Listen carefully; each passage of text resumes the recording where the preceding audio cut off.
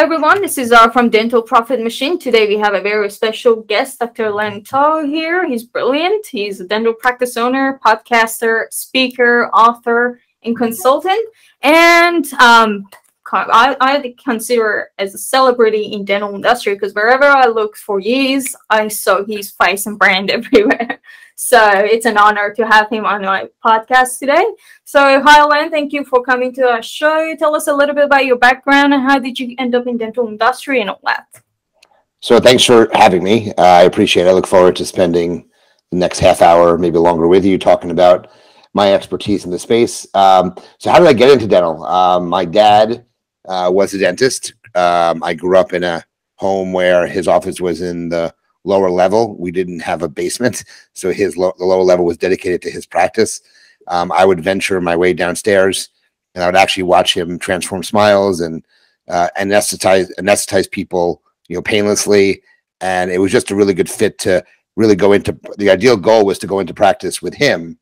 Unfortunately, he had developed cancer before I even got out of college and had to sell one of his practices. So it was never in the cards for me to kind of work in the same place as him. I ended up establishing my presence in Philadelphia, bought a practice in 2007 from a dentist who had unfortunately committed suicide. And then for the past 15 years, I ran an office called the Pennsylvania Center for Dental Excellence. And I sold that practice October 1st of this past year, so less than 8 months, almost 9 months ago. And I'll continue to work through the end of this year. And then I will clinically be done with dentistry. No more dentistry for me. And I think I mentioned while we were talking beforehand, I now reside in Florida. So I've been in Florida for the past almost 2 years, and we love it down here. I've been flying up to my office every week or every other week, and now we're working like once a month now till I transition the practice completely. So it's been a great run. I enjoy it. I enjoy helping dentists. Obviously, as you mentioned, my brand is pretty out there. I'm out there on social. I'm out there speaking. I'm usually somewhere almost every week, which I'm definitely trying to cut down, like I said, since I'm living in Florida. But that's kind of a little bit about my background. Yep, beautiful. Yep, you're everywhere. That's pretty good. Omni-channel branding and all that. It's nice. So I've noticed that your God in case acceptance, I'd say, because your case acceptance rate is above 80%. Is that correct? Yeah, so it is above 80%. Yes, year over year, it's always been very, very high. Look, I didn't mention I run the dental division for Bird Eye, so we're a reputation marketing company. I've always been a very good salesperson, and I've taken those sales techniques into my dental practice, and I've kind of applied some of those and the things I've learned over the years just by becoming a better business owner. So that's really how I've kind of really taken my case acceptance to the next level by applying things I've learned throughout my years as a practice owner.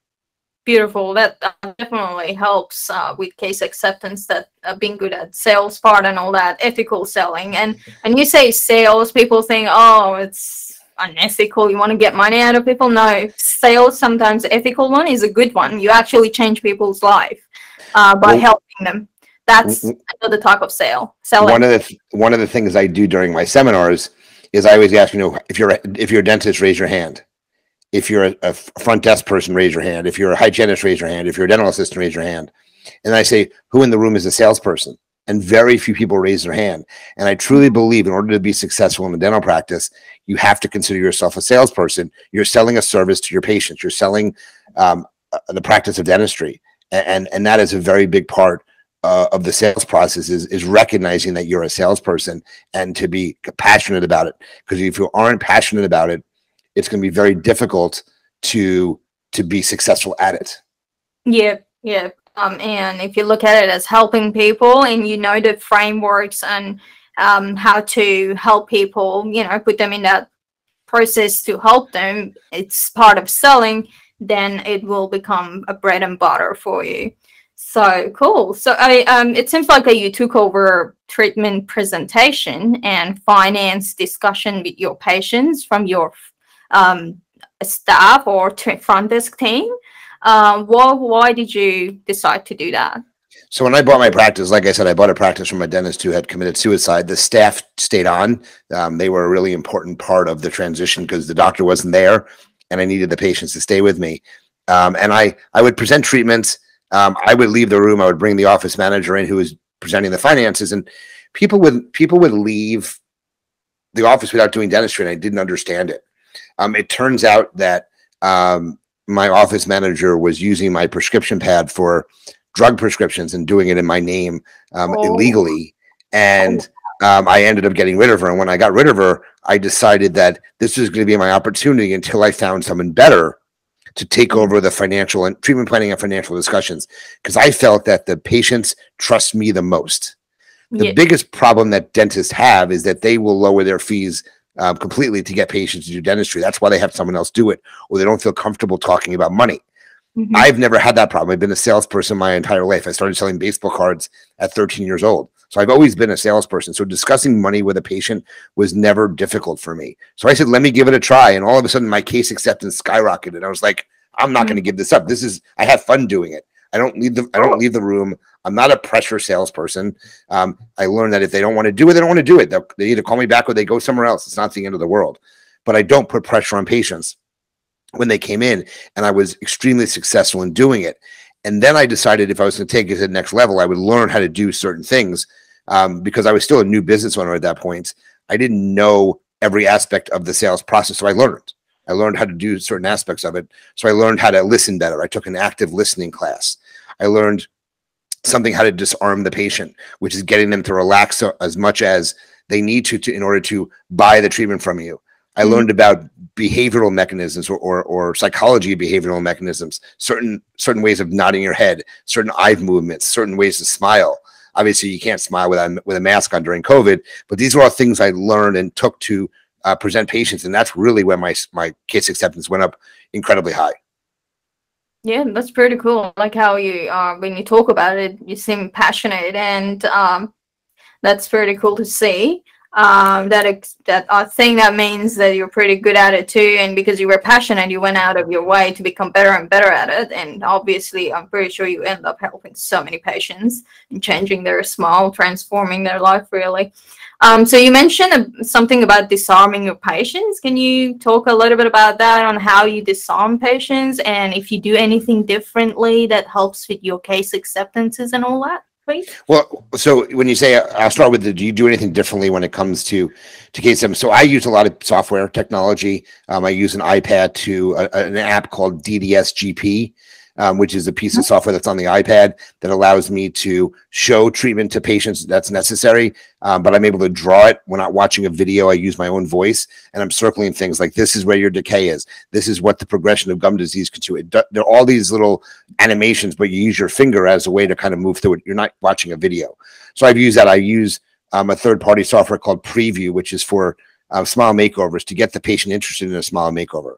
I use various types of financing products. We'll get into third-party financing at some point.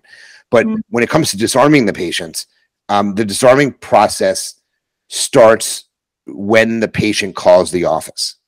Yeah. So when patients call the office, they obviously have a pain point. You have to know what the pain point is. You have to understand what their fears are, if there are fears. Most people fear finances. They fear pain. So a lot of times I got on the phone with them before they came in the office to introduce myself, let them know that I was here to help them, let them know what the goal was for visit number one. A lot of times I would ask them what their chief complaint is. I got them into a conversation. That's how I mostly disarm them. And I also mentioned to them that, hey, I'm going to try to make treatment affordable for you. So I need you to do a couple of things for me before you come in. I need you to have a budget on what you're willing to spend on dentistry. I need to know how much you can afford a month. And I need to know whether you have good credit or not. That's a very comfortable conversation for me, not for most, but for me it is, because I'm trying to help them. So that's what it is. When the patients come in the office, I've already spoken to them on the phone. We already know their chief complaint is. We already know what's going on. They already know that I want to know if they what they can afford on a monthly basis. So all this stuff is very much discussed before they come in the office. This is a major part of disarming the patient. And I believe when you disarm a patient, they relax in the chair. And when they relax in the chair, if you can make something affordable for them, they will always say yes to treatment. Yeah, that's pretty cool concepts. That's when you think about it that way, that makes sense. That does make sense. It's pretty cool. So why do you think patients say no to the treatment then? So there are a number of ways or reasons that patients say no to treatment. So number one is they don't have a connection to the office. Okay. So we go into the office, we go in, patients there. A lot of doctors immediately just start looking at the clinical stuff. They don't develop this relationship with them. So I think that they don't have a connection to the office is one of the reasons. A second reason is the offices don't follow up. Across the entire industry, there is really no great follow-up that an office has with a patient. When a patient says no or maybe, that they're not interested, or they need to check with their spouse, that's too much money, I need to figure out the finances, you need to get permission from the patient to follow up with them. And usually it's either 1 day, 1 week, and 1 month later, or 2 days, 2 weeks, 2 months later. You have to have a follow-up system in place, because if you don't follow up with the patients, they're not gonna buy from you. So that's the other thing. The third thing is that you don't talk in natural speaking languages. You talk in dental speak. They don't understand. You have to break it down for them. You have to make it easy for them to understand. And one of the other thing I wanted to mention is that you don't offer the right financing solutions, and make sure patients can afford the third-party financing, or make sure the patients can afford the treatment in general by getting the payment low enough that they can do it on a monthly payment. So those are just some of the reasons why patients say no to treatment. Cool. So building relationship, conversations with normal day-to-day conversation language, not dental, following up with them, and not giving them proper financing options that make it seem affordable to them, or make it affordable to them. These are a few reasons of why, the main reasons that they say no to treatment, which makes total sense of why. But how about during these times, these challenging times that we have?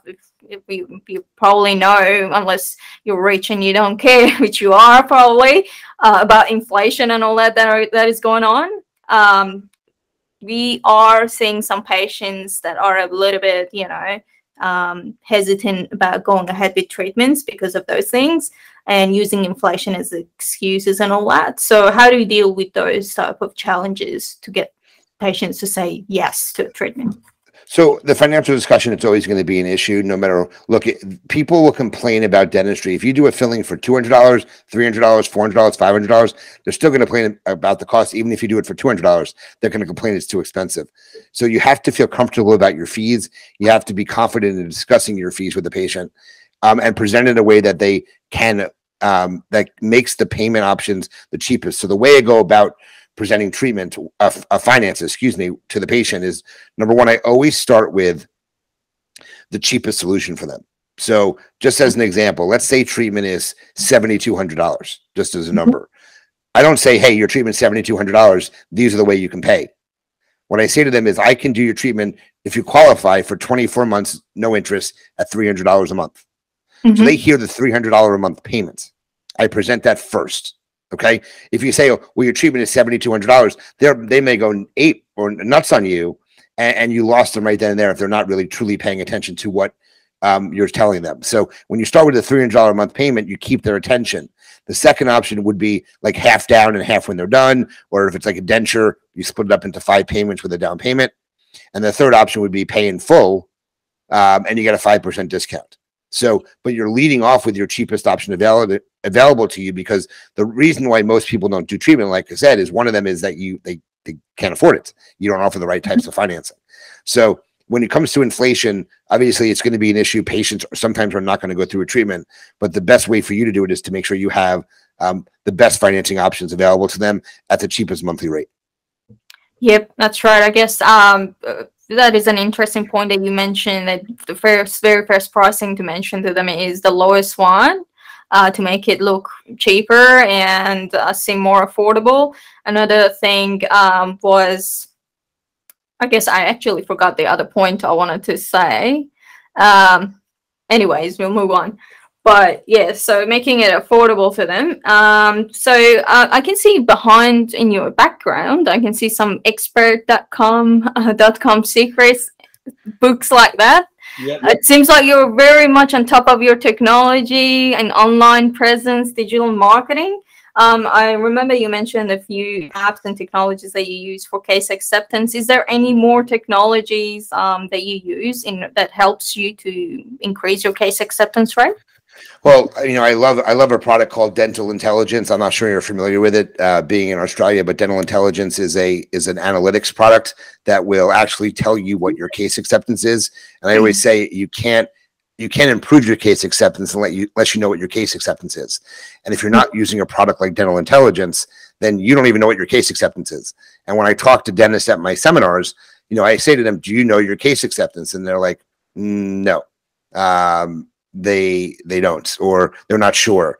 And I explained to them that do you know your overhead? And sometimes they know their overhead. Do you know how much you produce? These are all numbers. And I'm a huge fan of Shark Tank. I don't know if you know what that is. It's a TV show.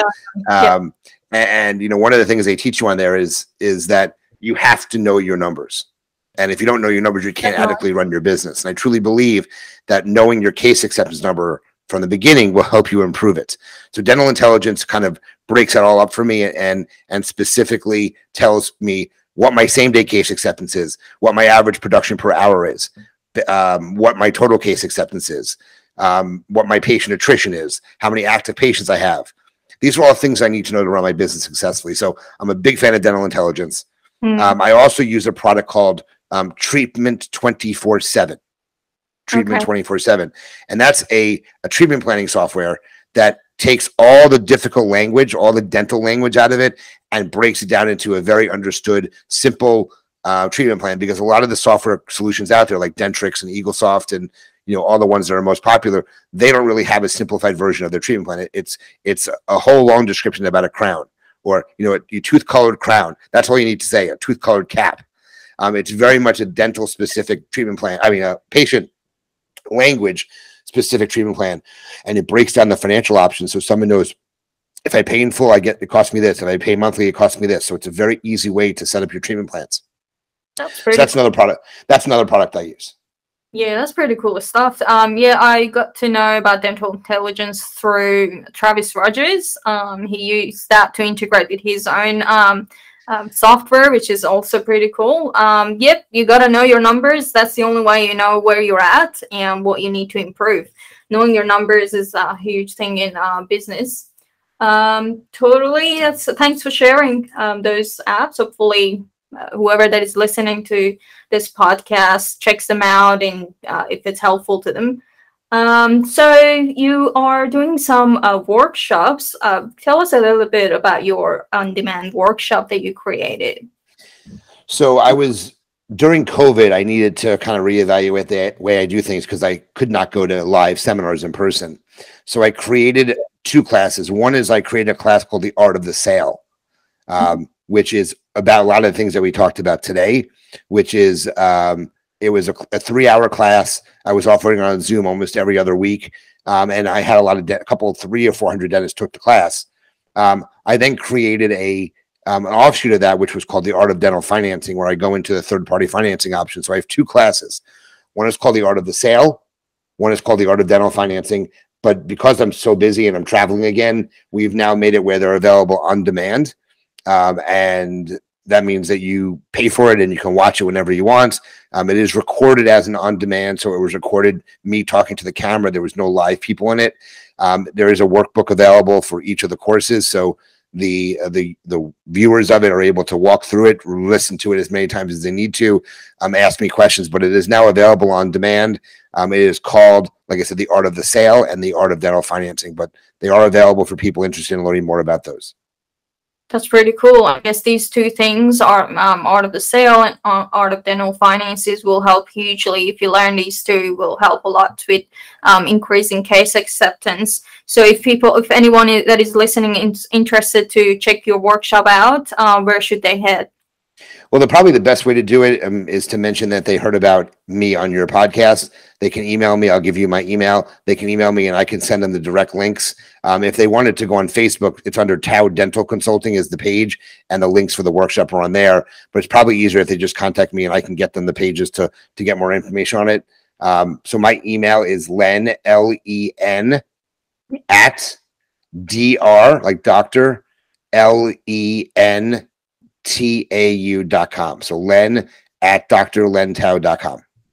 Cool, no worries. I will put it on the descriptions or on the videos as well for whoever that is interested to contact you. Anything else that you help offices with that they can well, yeah, I mean, I help with case acceptance. I'm very much involved in something you're obviously passionate about, dental marketing. So I do a lot of consulting from a dental marketing perspective.